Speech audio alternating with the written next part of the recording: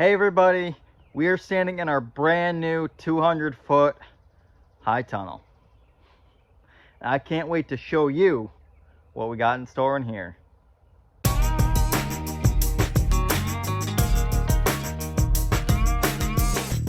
I'm sure you guys have noticed in the past videos, some pictures and stuff, we've been growing some really big plants early in the season. And there's a reason for that. Well, we've got all these high tunnel spaces. We're able to grow things earlier in the season, which is just freaking cool, right? So I put a plan in place. It was really just an experimental plan. Didn't really know what was going to come out of it.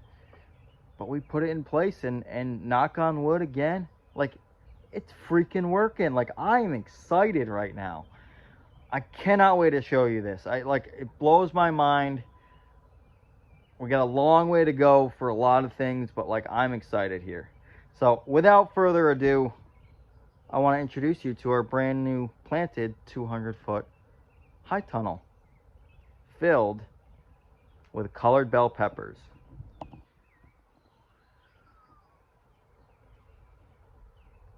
So what you are looking at is 200 feet of freshly planted about 2 weeks ago bell peppers, colored bell peppers. We have 7 different varieties in here. We've got 14 rows, and we've got almost 3,000 plants in here. That blows my mind. I hope it blows yours. But I'm just so excited because these plants are they're huge. It's May 2nd. It's May 2nd. We've got flowers, people. It's May 2nd. My plan worked. What my plan was to grow a plant early and put a big plant in the ground.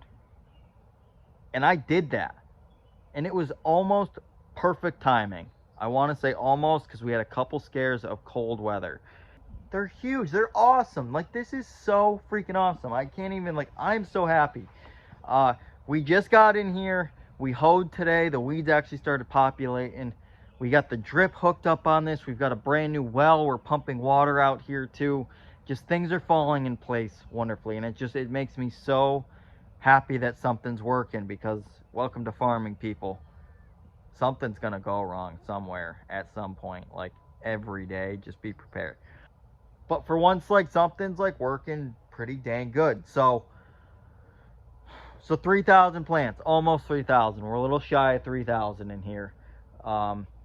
What's our next steps in here? So we just hoed. We're going to go through. We're going to stock over.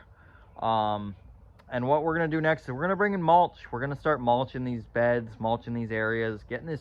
Literally, we're going to fill this with straw. It's going to be kind of crazy. And we're just going to let these puppies grow. We're going to start watering them.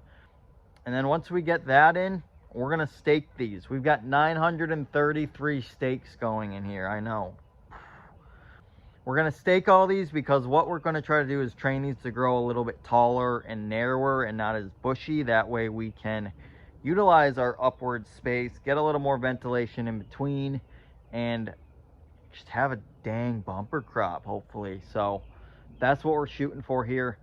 I'm a little concerned, just tiny bit concerned. We don't have ventilation in this tunnel with the fans and stuff. So the air's pretty desolate right now. It's kind of just sitting out, where in the other tunnels you got that airflow. So that's my one big concern here, and we might learn the hard way. We might run into some more disease issues because we don't have that airflow.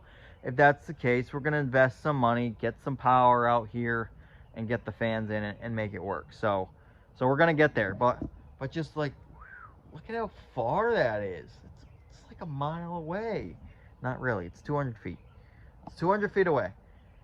It's just like out in our field bed spaces. But the cool thing is that this is just long. It's big. It's awesome. There's a lot of plants in a really small space. And so I'm happy. This is one of my most fun experiments I've done.